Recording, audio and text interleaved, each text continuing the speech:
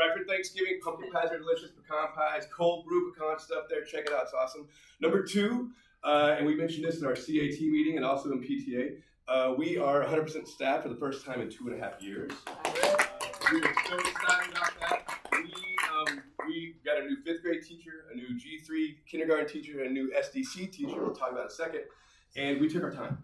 We had a really good support system in place. The work that Ms. Ray, the special ed team, did with our G3 kinder group made it so that we could take our time and pick the best person. We waited. And we found an amazing teacher who's doing great things. Same thing in 5th grade science. We had a great support team with our substitute teachers and our Miss Alderman and Miss Ruff, who are amazing, really good support of the sub. So we were able to take our time. We didn't just hire a warm body. We hired a really energized, energetic young teacher who's all about science, making connections with kids and building relationships. And we auditioned her for about 2 weeks on campus. She spent 2 weeks as a sub, going in and out, touring. The kids loved her. They kept saying, can we keep her? Can we keep her? We can keep her. We said, let's see. And we were able to keep her. So now we are fully staffed in 5th grade, fully staffed in G3, and fully staffed in our SDC. And SDC is a new program that we just launched 2 weeks ago. And that stands for Social Development Class. And it is for students receiving special education services that need help socializing into the general classroom, whether it be for emotional or behavior issues. We have a unit here on campus now, and we are so excited because this community is the best thing ever for students with those kind of exceptionalities. Our kids are kind, our kids are gracious, our kids are compassionate, our kids are inclusive, respectful, and students are going to soar, not because of me, the staff, or the teachers, but because of our student body. So that is amazing, and it's hoping to get bigger and bigger because we want to make sure that all the kids and everyone at LTISD knows that this is the most inclusive, diverse campus in Lakeway, because we want to make sure we honor and respect diversity and inclusivity, and this is the place to do it. And that students that are here now in that program are thriving. They're making gains they've not made in 2 years before, simply because not the teacher, not the TA, not the staff, but because the students are interacting and engaging and talking to them in the specials class, in the recesses, and the lunch, and the students are acclimating, and they are encouraged now more and more to go into the mainstream classroom because they want to be with their friends. And that's the best way to teach students, is by positive peer role models, and thanks to you guys, we have positive peer role models. So we're excited about that program. And then the third update, attendance. We're in our attendance challenge right now. We're trying to get 96% for the holiday season. We went around last week and we gave out prizes for kids who had 11 days of perfect attendance in a row. And it was exciting. We had a little award ceremony in every single classroom. And the kids who did not get an award, they could get one this time. We don't want to do perfect attendance the whole month and a half because you've kind of self-defeating. If you miss one day, you think, what's the point? I'm not going to come back. But if you miss that first day in 11 days, you can hit the next 11 days, or the next 11 days, the next 11 days. And so we're going to reward students for every quartile during this 44 days so they have perfect attendance. And at the end, in December, we're going to have a big attendance popcorn party with myself and Miss Ray to celebrate all the kids who had 44 and 47 days. 44 and 47. Yeah, so perfect attendance is tough, it's hard, we know that. We don't want the kids to feel like it's an obstacle they can't overcome, so we're making it easy to make sure they can be here and be celebrated. The next gift bag or giving out is on the 12th. We're going to go around and give little keychains for the back of backpacks that say perfect attendance. And then again, the other students receive these awards and they go, how do I get that? And it's like simple, just show up to school. And then the next time they're going to get an All-Star Burger coupon. The time after that, they're going to spend popcorn with myself and Miss Ray, which we think is impossible. We don't know. So enough about the update. So glad that we have the opportunity to not just hear from this middle-aged man with glasses, but we brought another middle-aged man with glasses.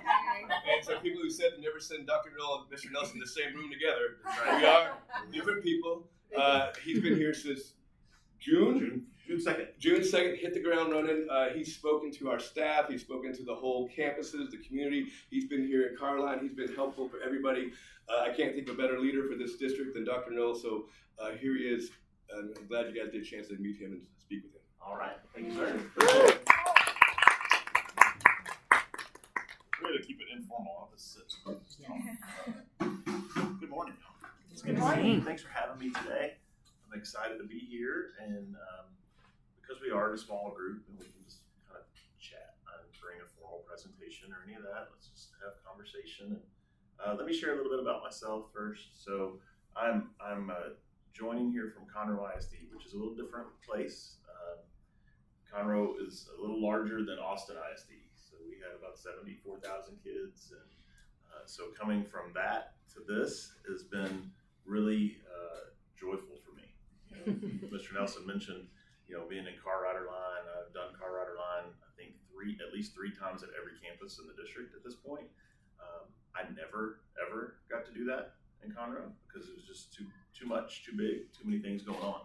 So that's a perfect example of something that is different for me that I'm really enjoying. Is just getting these opportunities to be present, even in these meetings. 74 PTOs. So we couldn't necessarily make this happen everywhere there. So really enjoying that. My educational background and teaching background is junior high and high school guy, right? But I am married to a pre-K teacher. So my wife teaches pre-K now. This is maybe year 8. I think teaching pre-K, she taught kinder for 17 years before moving to pre-K, and then she did 1 year in 2nd grade. So I'm a very skilled elementary teacher husband. I can make a bulletin board. I can carry boxes. I can do all the things that a good elementary teacher husband does. It's a great connection for me. My wife actually teaches in Marble Falls, not because she doesn't want to teach here. It's just the way our nepotism rules work. She can't teach here. So she was a teacher in Conroe ISD, but she was a teacher there before I became superintendent. So she was grandfathered in. It was fine. Here, I was hired as superintendent. Then I can't hire her to be a teacher. So that's a little different for us being in separate districts, but she's doing great, and it works out. Maybe it's better for her. I don't know. Like, she doesn't have the pressure of being the superintendent's wife, which in Conroe wasn't a big deal because we had been there for so long. We've been there for 25 years, so I don't think that was a big deal. Probably would have been harder moving in somewhere new, so it may have just been a blessing that way. So I've shared this before with other groups, but some people may say, well, why did you move? Why would you leave the 7th largest district and come here? We have 2 children. They are both out of college now, and they pay their own bills, which is awesome. I know you've got a ways to go in elementary kids, but it's a pretty good world when they start to do that. But our baby graduated in December, and she is a pediatric ICU nurse. And so she graduated in December, and she decided to move to Columbus, Ohio to work at Nationwide Children's Hospital. She wanted to work at a giant hospital, and our son and daughter-in-law live in Denver. So we were sort of sitting around looking at each other in January, like, we can kind of do whatever we want at this point. I'd been the superintendent in Conroe for 7 years, and probably have 7 to 10 years left to work. And so the conversation starts like, we're going to do this same thing for another 7 to 10 years, or we're going to try something different. And so it was just an initial discussion, but the Wayback Machine is 30 years ago, somewhere on the lake, somewhere between the Oasis and the dam. So in that area of the lake, on a boat, is where I asked my wife to marry me. Aww. So like, this place has always been special to us. We vacationed here with our kids when they were young. So this place has always held a real special place in our heart. And as I said, daughter graduated in December. This job kind of started coming open in about January. So it was like, wow, like maybe that's the one. And so I applied for this job. It's the first job I ever applied for. Truthfully, I didn't even really apply in Conroe. I was the deputy superintendent and got moved up. So this was the first time I've gone through an interview process. And so I say that just so that you know that this is not like a stepping stone job for me. It's kind of the opposite, truthfully. I wasn't applying for a job. I applied for this job. This is where we want it to be. And so we're excited to be here. For me, it's not a coast until retirement job or any of that. No, like, I'm still young enough. We got like a lot of fire in the belly still. We're going to keep working to make it better. And probably 7 to 10 years would be my guess before I retire, and we'll have it running like a champ and a succession plan and everything ready in place before that, when the time we get to the end of the run for me. But so in addition to this place being special and just like having a family feel for us, one of the other things that's intriguing for me about this place is that there's no limit to how great we can be here. There are places where those limits exist. You can have the very best educators in the world, and they can be doing the very best work, and there's still a ceiling on how well the school district that ceiling doesn't exist in Lake Travis ISD. There's not a ceiling here. So we can be as great as we want to be. The other thing, which I think is true today, it will still be true in 7 to 10 years, because if you're ever satisfied, then you've lost the game. But we have plenty of room to improve, right? So this place performs pretty well, but there's a lot of room, which I actually kind of like. Like, I wouldn't want to show up at a place that I felt like was running at like 100% efficiency, the best that it could possibly be, because all you can really do at that point is mess it up, right? We have room. We're proud as a district to be an A, but when you dig deeper into some of those accountability scores, you look at it and you go like, you should be better, and we can be better. And so that's really been our focus in these first, now I'm 5 months in, and we're really starting to lock in and focus on instructional strategies. What are we doing in the classroom? How intentional are we with what we do in the classrooms? How do we know what every child is capable of, what every child is achieving? Like, what are our systems? And that's where coming from a big district helps me a little bit, is I'm accustomed to some systems that we don't have here. So I start asking questions like, well, how do we not know this? How come our teachers can't just log in and see this information? Why are they having to create this? We should be able to provide this information directly to our campuses and not have them have to create it, because I'm used to, in the big system, you get all those things. And so how do we bring those components of the big system here to make instruction better, make the lives of your kids better, the lives of the teachers better? Like, that's kind of been our focus. Academically, we've done what we call academic conferences at every campus, including here, where me and some other district leadership come in, and the campus gets to talk to us about their focus and what they're working on for the year. And then we go out and visit classrooms and see it. So been in classrooms in every building to really see that focus. Here you have a really wonderful school, great tradition, and things that you love as parents. My goals and wishes for this school are that we keep those things that we hold dear, but we should raise the level of performance here. Like, when I look at the scores here, I see good scores, but I see great kids, great teachers, and a great community. So we should be great with our scores, right? So what do we have to tweak and do some things a little different to make sure that we're achieving to that level? And so that's what we're working on. District-wide, not just here, but Matthew mentioned it, attendance is one of the number one things we're working on as a school district. It plays a part in so much. First of all, is you just think about academic performance, right, of your child. And I know it's hard to really think about it, but you miss a day of school.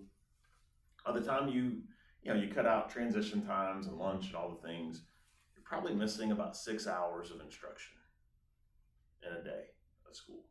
Now, I'm probably a little out of touch with inflation and the Lake Travis ISD, tax on everything is expensive here, but just for the sake of easy math, let's say you were paying a tutor $50 an hour, right?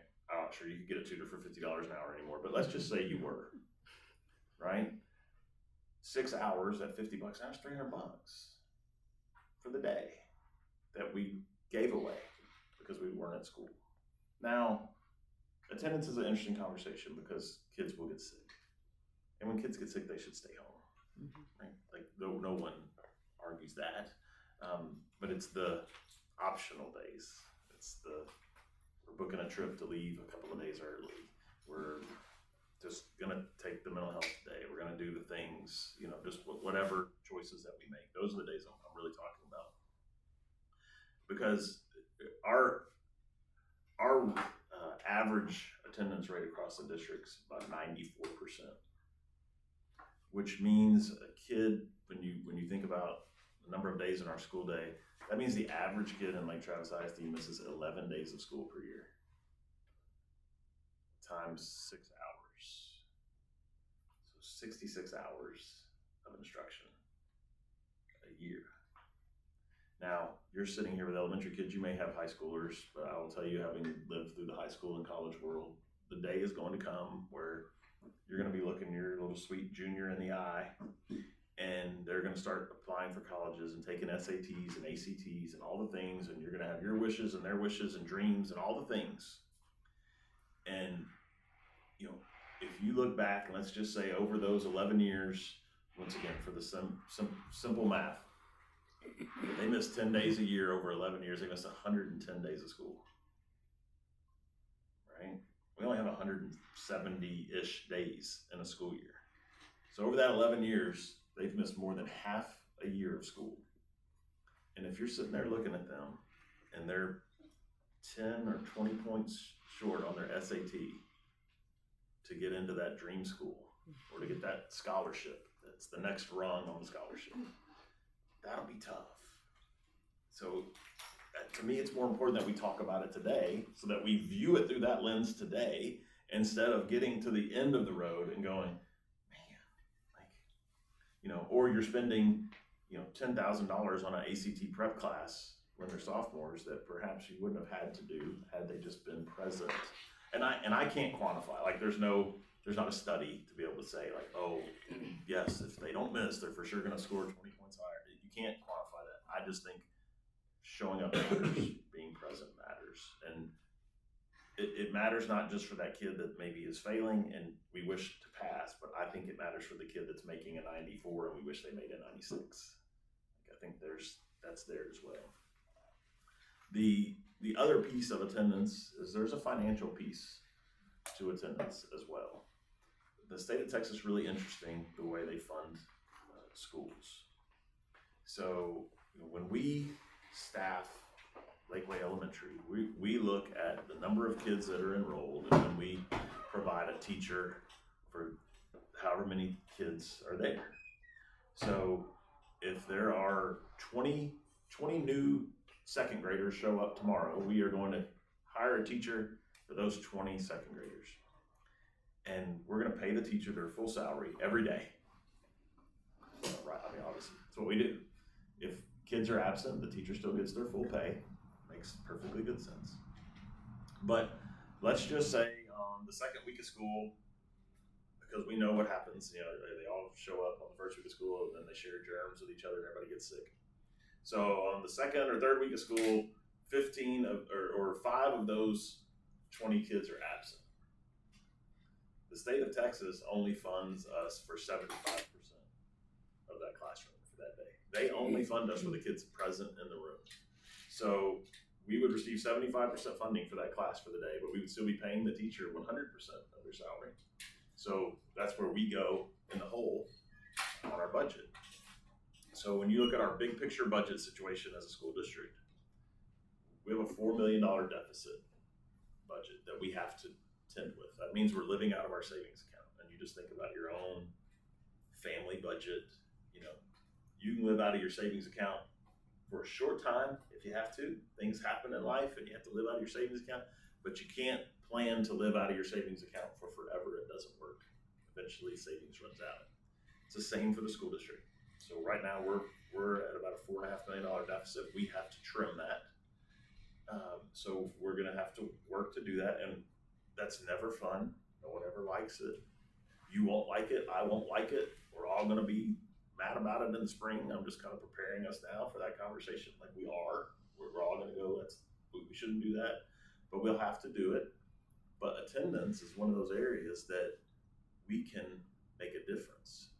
So for every 1% that we increase attendance across the school district, it's $750,000. from the state, not us as taxpayers. It doesn't mean we pay more. Like, we're paying in all we're going to pay in, but we get 750,000 extra if we just go up 1%. So if we go up 1.5, even more, right? Like it could build. So that is a great way for us to make a difference in our budget. That protects staff jobs, it protects our programs, protects all these things that we love just by showing up to school. Now, one of the things that people don't fully know, and I think that's why I'm like on this mission to talk about this, because you're all really smart people. Like, this is a really smart community. But if no one tells you these things, you can't know these things. The other interesting thing about attendance in the state is it is a moment in time. It is not like a majority of the day, or, we were here for 4 hours, so they were present. No, that's not how the state calculates attendance. They calculate it at a single moment in time during the day. Here, it is 10 a.m. You are either present or absent at 10 a.m., period. So, what I'm saying is, as you are looking and making decisions, if you can know that 10 a.m. is a magical time, perhaps you can just change some patterns that you would have. So, like, I fully understand we're going to have cheer national championship competition somewhere, and baseball, travel, whatever. Like, I know all those things are going to happen, and you're going to go. But if they could be at school till 10, and then you could go, that would make a difference for the school district. It'd make a difference for all of us in the community. If you need, if you're looking at your kid and they're like, you feel like they need a mental health day. I get it. Sometimes you do. But I think it's also pretty cool, like, if you could tell your kid, hey, get up, I'm going to drive you to school today. You're going to go to school. I'm going to come pick you up at 11. We're going to go to lunch. Then we're going to go do something fun. That's great mental health day. And if they were still present for that portion of school. So I think little habit changes like that, we could look back at the end of the year and see potentially $1 million roll into our budget. That, with that $1 million, just to equate that's probably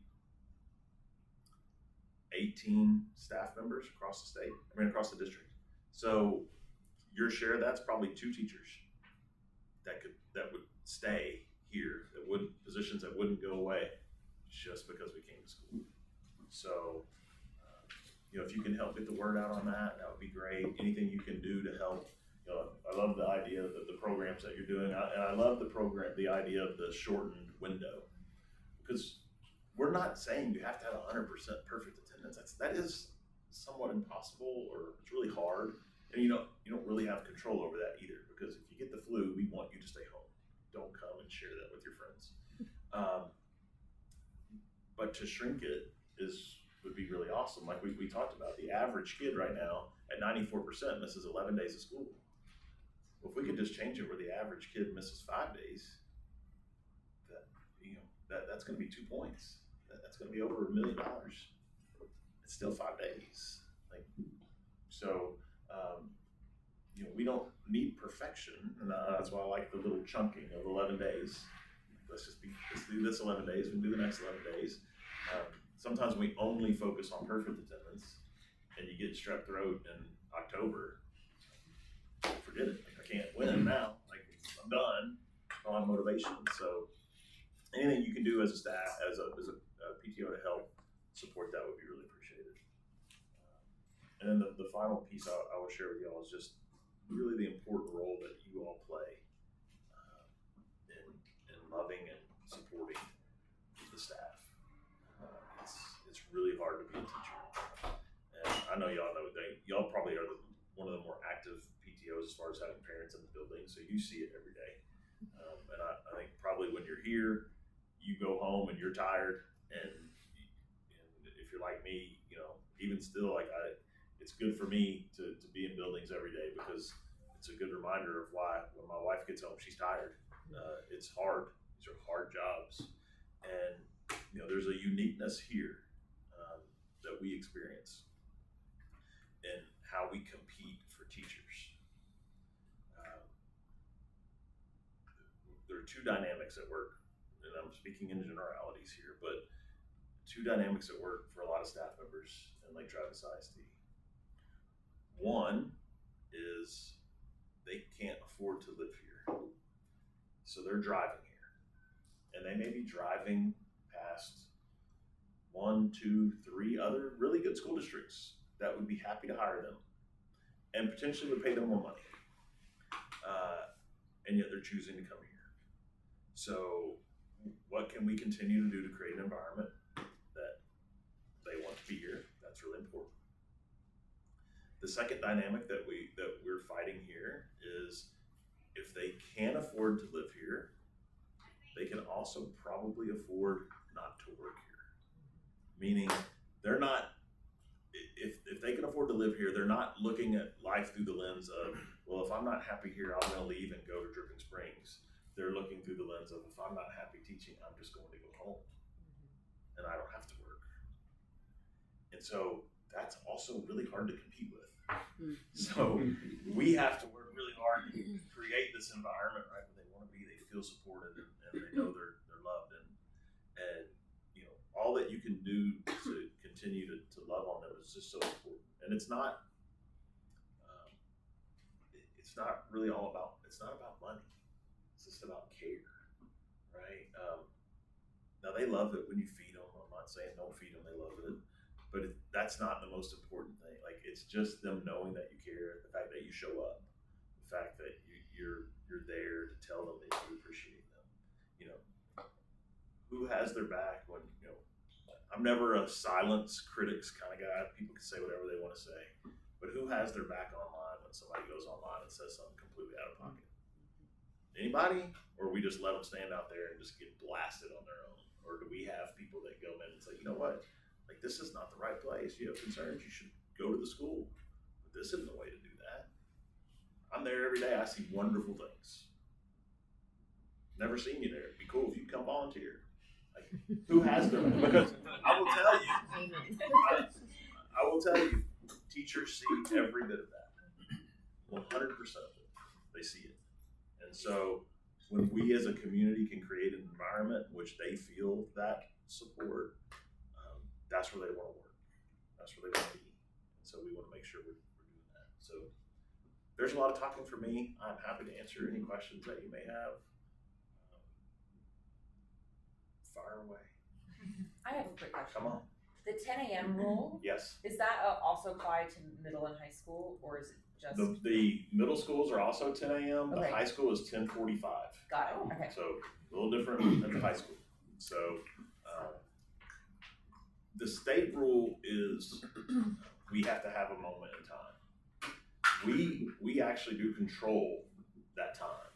So that's part of this process, this feedback of going through, is to, like, you know, if we all as a community decide, you know, like, well, 10's not the best time, maybe we think 9:30 is a better time, or whatever. You know, maybe we need to look at that. It's you know, we're trying to look at the flow of people that are late. What time does late roll in? Then, you know, you want to put it too early because you miss those kids. You want to have it too late because you miss kids that are checking out. So, you know, we do have a little flexibility, and if we all decide that we should adjust it, we could. So they don't mandate the time. We pick it. So that was my question. Yeah. So the 10 a.m. is based on data. It's based Yes. on what we see from both ends. long term. Now, we all know sometimes, you know, we make a decision 20 years ago, and that's just the way it's been. So that's what it is. So some of those are the kinds of things that I like to challenge. Just ask questions like, well, why did we pick 10 a.m.? Have we studied it to know, is it still the best time? You know, or is it just because we picked 10 a.m. 20 years ago and that's what we have? So we're digging through that as well, just to see, like, are we seeing a lot of kids checking out at 9:45 that, like, man, if we just had 9:30 as our time, could we have been better? Well, and the reason I was asking is that it does seem like a district-wide time because, as you know, we are really involved as elementary parents. As your kids get older, there are less and less opportunities to be boots on the ground in the school.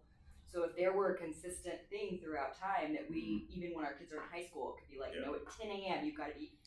Yeah, the struggle is because of the way the state does it. it has to be a moment in time, and you have to do the attendance at that moment in time. Like the teacher has to physically do it. So like the way the reason the high school is the way the high school is because that's the beginning of second period. So that is their moment. They take the second period attendance at the beginning of the period, and that's their moment. Otherwise, they'd have to, like let's say if you did it at 10, then that first period teacher would have to stop halfway through the period and say, do attendance right now. So in the middle school, I'm kidding. Uh-huh. So in the middle school, when I get your kid has been absent just because he was late to third period, that's it. He didn't get the school didn't get paid for that just because of that third period. Potentially, yes. Now, if they were in the building and they can go back and reconcile that, like they were, but if they We get a missed lot all in of the third, middle school. yeah, they missed all of third period, then they would be If they're absent. late for third period in the middle school, it's absence. Mhm. And they're late. Yeah, if they're tardy, they're tardy. If they're absent, they're absent. So I need to tell him that he needs to go back to the office and say, hey, I was here, I was just late for third Yeah, period. you can send in like I've if you gotten get maybe- if you get that email, you can. Why are they late? Yeah.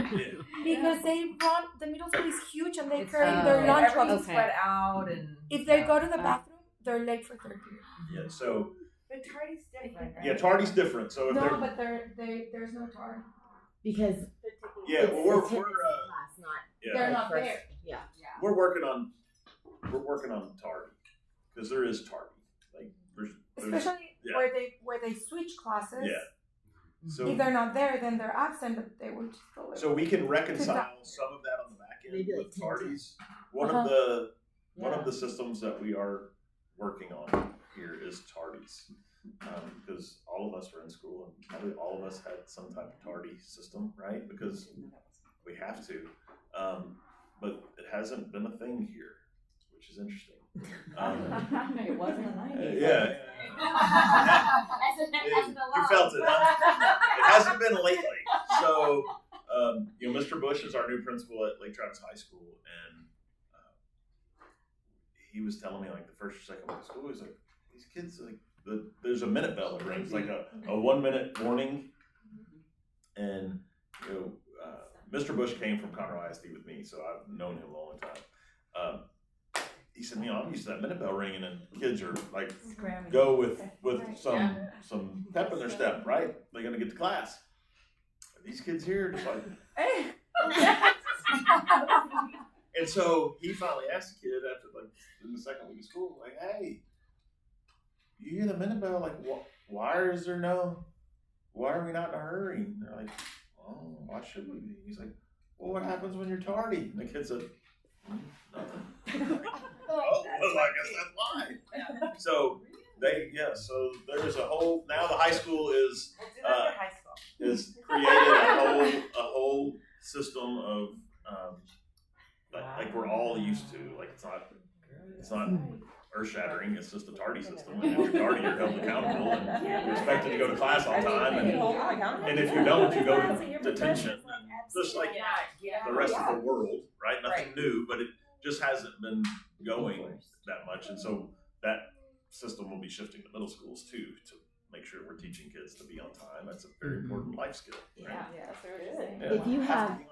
If you have a doctor's note, let's say the Great. only time you could get in would Perfect be question. 9:30. Great question. You bring in their doctor's note, and then you're not counted absent. So there are very few exclusions to the 10 a.m. present or absent rule.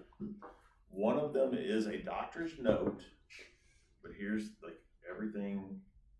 Like TEA is a government bureaucracy like no other, right? So it's got all the weird rules.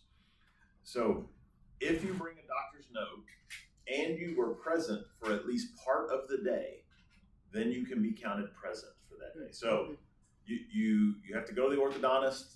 10 o'clock is the only appointment you could get. So you take them to the orthodontist, you get the doctor's note from the orthodontist, and you bring them back at 11, and they're back at school, then they can be counted present, okay? Now, if they were sick all day, and they had the flu, and they just had to stay home, and you took them to the doctor, and you brought them with a doctor's note, they'd still be absent if they were not in school at any part of the day. Still counts as absent. It's a weird rule. There's a few other ways. There's a couple of religious holidays that can be counted. And when you become a junior and a senior, you get 2 days a year for college visits that you can be counted present. So there's a couple of little nuances. And back then, when we're there, we need to bring some kind of paper that says Yes. we were college visit. Right. Yeah. There's an official form that you get signed off on. Which people don't do now because they No. don't care. Right. Same deal with the doctor's note, Yeah, right? I never got him mean, before. I was the guy that took my kids to the doctor all the time. My wife was teaching in the classroom, and I was that normal dad who, you're frustrated by the time you get out of there. Like, do you need a doctor's note? I'm like, no, I'm fine. Let's leave it. Yeah. Like, I'm just ready to go. But if you know, like, oh, what if I get the note, then I turn it in. This makes a difference in the world. Then we'll do that. But if no one ever tells you didn't know that, then Yeah, we always thought it was about whether you were teachers or not. Yeah. You did well, you were on the wall, like, blast Yeah. this out to parents because we. A little and slow. I agree. Yeah. Like it needs to be on Yeah. Star and all. Yeah. of Yeah. them. They- I went with my daughter's orthodontist, and I was like, "Hey, if you could print off all the doctor's notes and just hand them to teach Yes. to kids as they walk out the door, Yeah. Don't ask. don't ask. So- Like, Yeah. yes, they want a doctor's note because Yeah. then we can make sure it. So now, like I went now last year. They were never printed. Now I go, there's like a huge stack, and they're just ready to hand them out. That's good. But I love that. it was a small Where do you thing. go? We went to Sing, Okay, and they yes. are also partners with like Travis ISD. Right.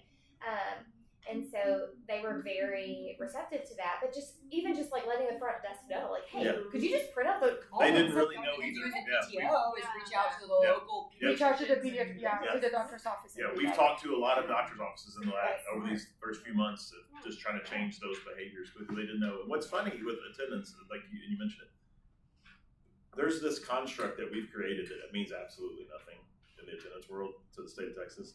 Excused versus unexcused. No one cares. We made it up. I'm just telling you the truth. No, but that's what we worry about. Like we're always worried about this is excused or unexcused. The state doesn't care. You were either here or you weren't. That's all they care about. So we've created this kind of like false system that everybody really focuses on, and it really doesn't matter because excused absent is absent, unexcused absent, absent, present is present. So we do some of this stuff to ourselves, like we do. We have to be, and then the other piece with attendance is like, and I don't view attendance as like us pointing the finger at parents. It's not at all what it is. It's all of us working together to fix it. One of the other places where perhaps as a PTO you can help is we have to be intentional instructionally how we run the school to honestly like put you in a tough situation as a parent when the worst attended days of school are the days before long weekends. Like we create these constructs in our calendar of these 4-day weekends and things because in our mind we say, well, if we give everybody these days off, then they'll come to school the other days because they'll still get a vacation. The worst attended day across the school district so far this year was the Thursday before the Friday, the 4-day weekend in October. The worst attended day of the school year. Same in February. It'll be the same in February. It'll be the same the day before spring break. It'll be the same as the day before Christmas. Every day before a holiday. So maybe a social media campaign just saying Yes. stay until 10. Yeah. Leave Yeah. by 10. Right. 10:30 equals vacation. So You get the money, you get your vacation. what we're seeing now when I say like put you in a tough spot as a parent, like we need to program such fun things on those days that when you say, well, we're gonna miss, you're gonna miss that day that your kid's going, no, I don't want to miss that day. That's the special day. That's what this. That's We the did that. do our Our race. race trades final event. And Yes. last year On it was Thursday. 93% on that 4-day break. This year was 96%. Yeah. So Yes, Yeah. track That- and field day is the Just day do before spring popsicle break. days. that is every- so those are perfect Oh, examples. that's perfect. Yes. Please Yeah. don't Dino be George, slow. class party, science Yes. fair, attendance party, library parties, all in December to keep you here. Also, I heard you speak at the PTO Uh-huh. district leadership meeting, and you shared how other districts that are similarly situated have better attendance than we Yes. do. Could you maybe just get a little overview of Yeah. that? I thought that was So, interesting. one of the things I heard when I got here right away, people said, oh, people here have a lot of money, they can go on vacation. Okay, but people everywhere have a lot of money, can go on vacation. And so we made a little chart, you may have seen it, we put it out on social media, comparing us to some other very affluent areas. in attendance, and we were at the bottom of the list. And what I just firmly believe about this place is I don't care what kind of list you're making. I don't care if it's I don't care what it is. You can't convince me there should ever be a list where Lake Travis is on the bottom of the list. Like that is not representative of who we are. So when I look at the list and I see like Dripping Springs whooping us in attendance and Eanes whooping us in attendance, and then like away from here, Highland Park or South Lake or all these places that are like us, we have to be better than that, right? So that's where our focus. When I mentioned like if we could go up 1.5 points, I think 1.5 points would put us pretty even with Eanes. How often do you rate that? Like, is there a way that if we're doing better, we can post, hey, we are doing better? These efforts we can do ours. We won't know theirs. No, but ours. Like, we were at 94, but this so, quarter we've been at 90. Yeah, so we will actually present our first presentation on that at our board meeting this month of kind of how we did in the first 9 weeks, and we did better. Like, we're up. There we go. We're up. Yeah. And so I think it's realistic to think that we can be. I think a point is realistic. And like I said, that's $750,000. Communicating that That's to a the big parents. deal. Like, hey, We are doing for people to know. Yeah. I didn't know that. I mean, And we're seeing, I know And obviously, a lot of places are you're- having competitions. There's I remember that elementaries that are having to competing go with from, each like, other my and making it a locker, big deal. My class here locker. and it's that third period where he's late because he has to go to the bathroom. About like No water. things I mean, I that think- I don't think it's water. Get them to make I think it the takes a while to leap go. in their mind that like you're gonna be unhappy with the number of teachers you're cutting in your school come spring. If you send your kids to school now and you go on vacation a day later, we lose fewer teachers. Like I think, and I know that you're doing a lot of outreach and videos and stuff like that, but like a simple beat them over the head with it every newsletter, every email, every campaign would really go I a think long we way to can- parents being like, oh, I get it now. It's like I think we can easily do like just a simple math formula of 1% in attendance equals 10 teaching positions district wide. I think that Right, matters a lot. like that's Yeah. 10, And we all 1% post at the equals same 10 time. teachers.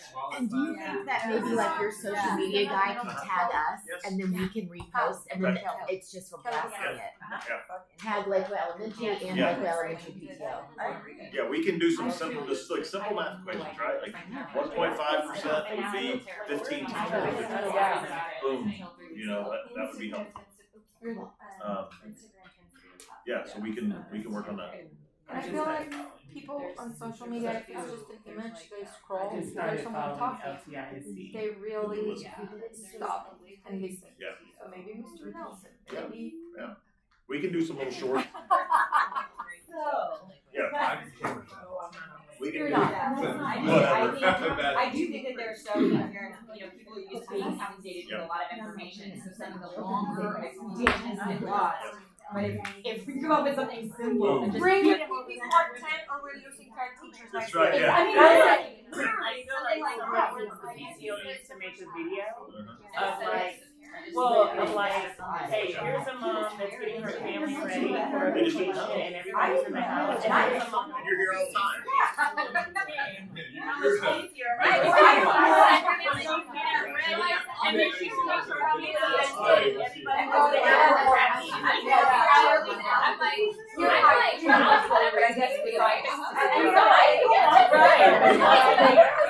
But I feel like because we're having a big it's like we're saying shift it to like we all like that's what you choose, mom. What do you want?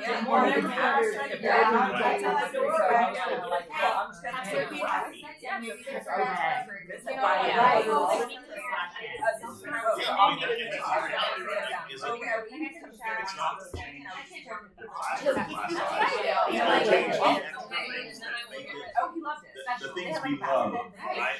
And what makes us, you guys know, read the office. What makes us different, like, there's so many of them that read all the. And that's the thing is, He loved it. So every time. And I'm still trying to get rid of. No, but I mean, we really now know what our kids do because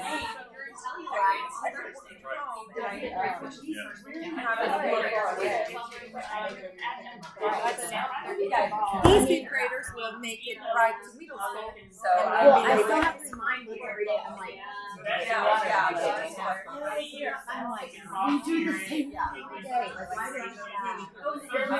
Becky and I are always like in our. Can I turn this off?